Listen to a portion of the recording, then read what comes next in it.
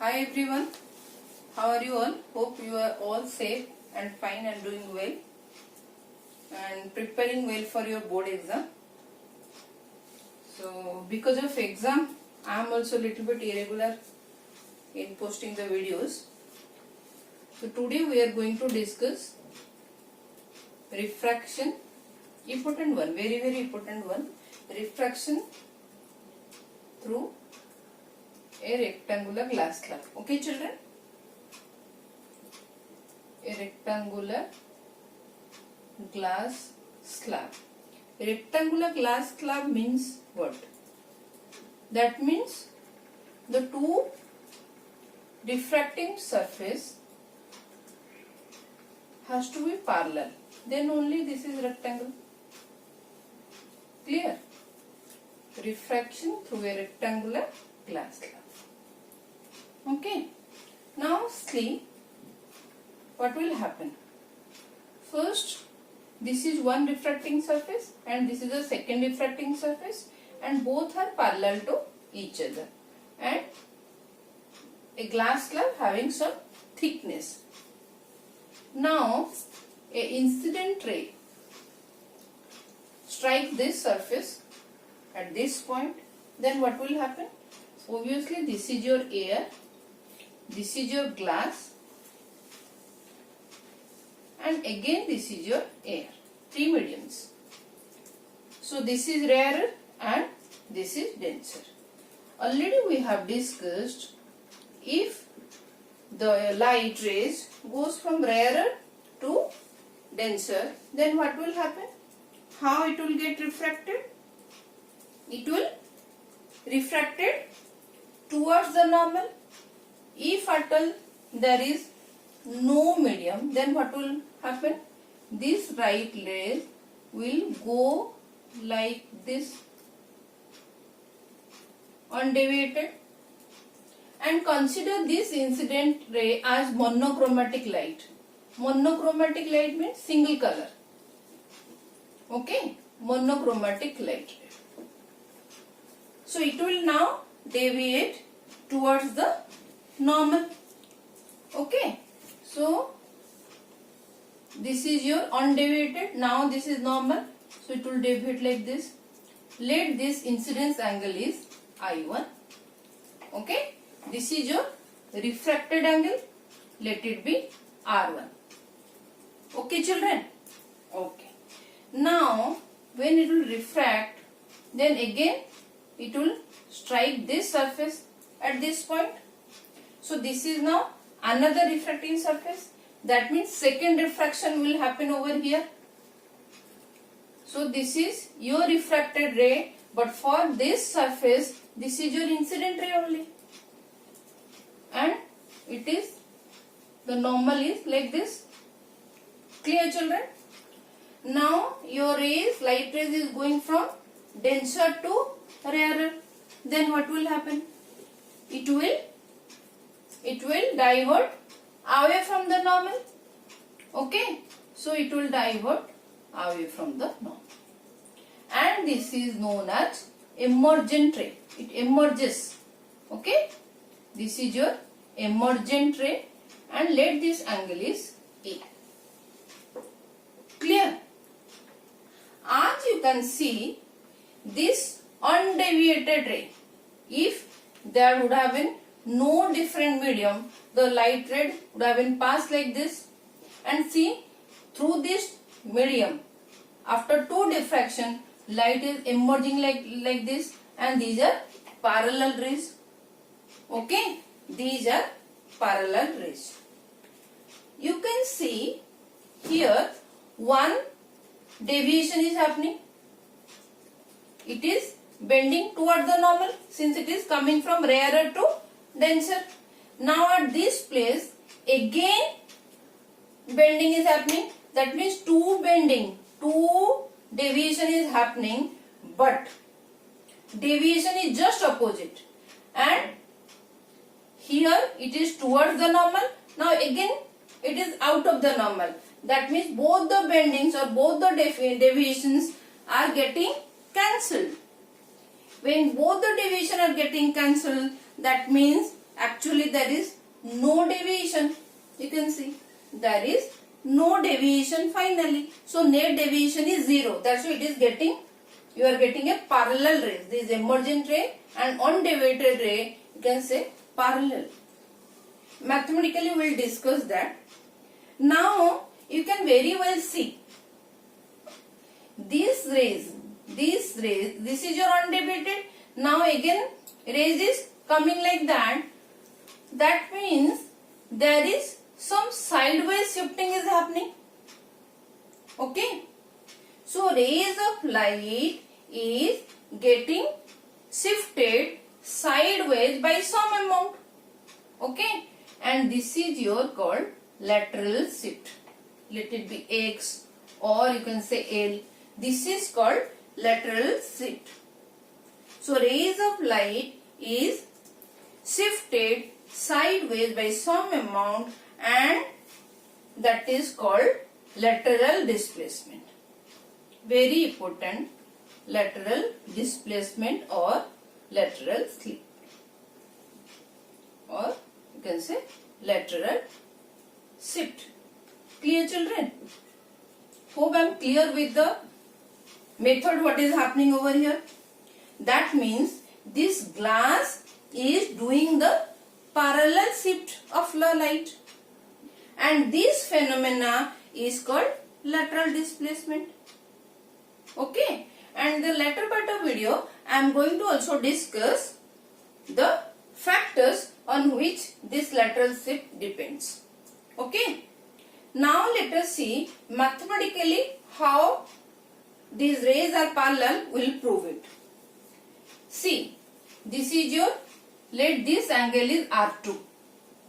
Let this angle is R2 because this is your first refracted ray and this is your incident angle I1 for this surface and refracted angle R1. For this surface, what is your Snell's law? Apply the Snell's law. What will be your Snell's law? Sin I1 divided by sin R1 is equal to how much? Is equal to how much? Let this refractive index is mu A and this mu G.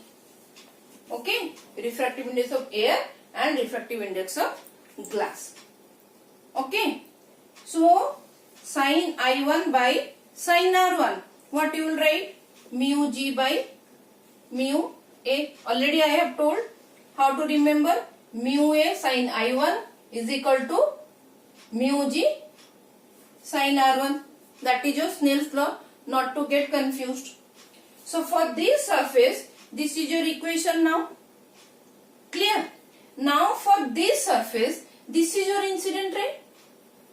Okay, and this is your refracted ray. Then apply the Snell's law over here.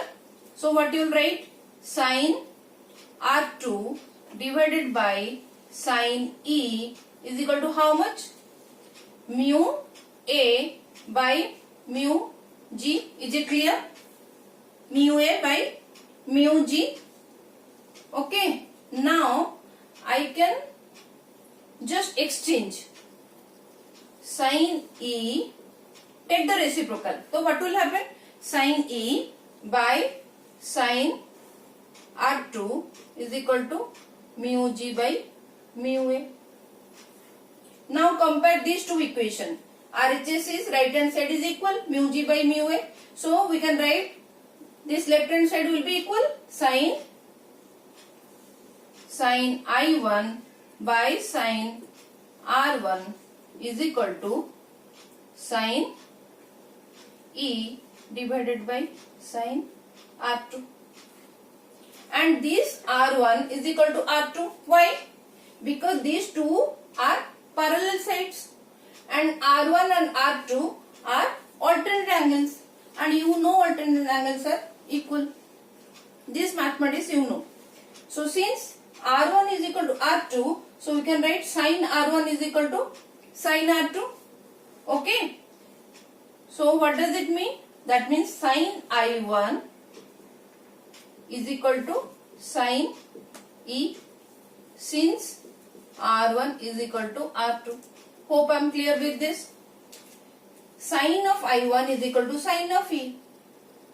So I1 is equal to E. See, your incidence angle is equal to your emergence angle. So now we'll write I1 is equal to E. Mathematically, I have proved this. I1 is equal to E. Okay? Is it clear? Or you can write E is equal to I1. Here also I am writing again E is equal to I1. So when this angle is equal to this angle, now tell me whether this will be parallel to this or not. Tell me. Angle of emergence is equal to now angle of incidence. That means these two rays are parallel rays, and with this also you can very well see this is your parallel rays. Clear? Okay. And what is this called? This is called lateral displacement. Now, have you noted down, children? Okay. Now moving to the next part, that is the factors on which this lateral shift depends. Can anybody tell me on which factors this lateral shift depends? Mathematical proof you are going to say it in class 12th. Okay? Factors on which lateral shift depends.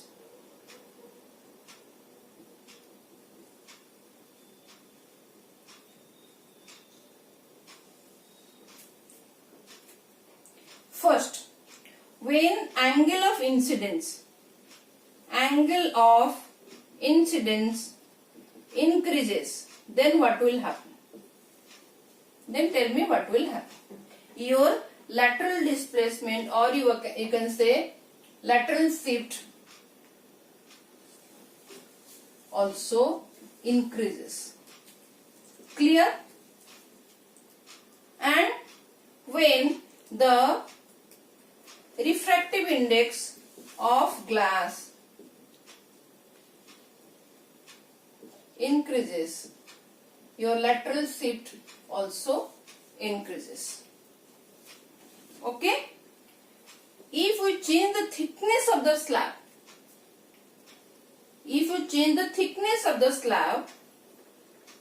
that also going to affect your thickness of slab, glass slab. Increases, then your lateral shift also increases. Please note it down. Okay? And important one, I have already told in the beginning of this session that we are taking monochromatic light, single color light. That means, and I have already also told light is having wave nature. Okay? Violet color, children. Violet color light has maximum lateral shift. Maximum lateral shift. Why? Because wavelength lambda of violet is minimum. This thing you know. Wavelength of violet rays is minimum. That's why your lateral shift will be maximum. So what does it mean? If wavelength means lambda, if it decreases, then your lateral shift increases. It is inversely proportional. Other factors are directly proportional. Hope I am clear with these things. Very important one, children. Just go through the video. If you are not getting, again go through the video. If any doubt, please leave a comment so that I can address your doubts. Okay? Okay, children. Hope you have understood this lecture and this lecture is helping you in some way. Take care, children, and thank you for watching.